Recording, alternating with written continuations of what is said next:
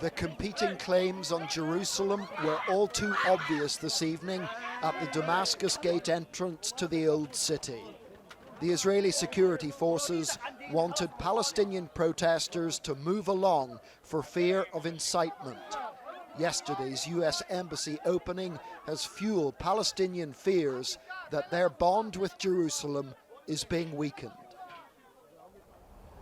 10 miles away, and Ramallah, the Palestinian capital these days, has been in mourning for the dead of Gaza. But Ramallah closed down to grieve something else as well, for today has been the 70th anniversary of what they call the catastrophe, the loss of Arab land and homes that came with the establishment of Israel. This black day in the Arab calendar saw pent-up Palestinian rage spill out onto the streets here. The clashes followed a familiar pattern as protesters advanced and then retreated in the face of tear gas and rubber bullets. This is mid-afternoon in Ramallah. 17 years ago, I was in exactly the same place watching exactly the same thing happen.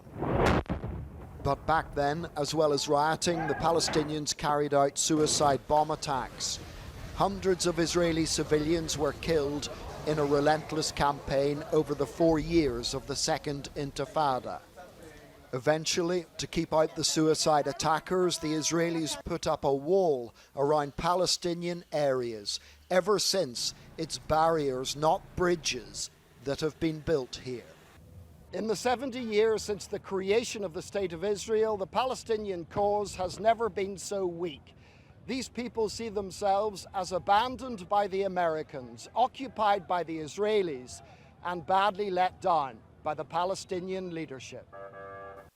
In 1948, an estimated 700,000 Palestinians fled or were forced from their homes in what is now Israel. Huda Imam lives 2 miles from the family home from which her father was sent packing 70 years ago. They have actually robbed not only my father's house, but the whole of Palestine and the spirit of the people who were living there at that time, and perhaps part of my spirit as well. The right of return is just one insoluble issue in an intractable conflict that has brought the Palestinians to the point where they've never been weaker or more isolated. John Irvine, News at 10, on the West Bank.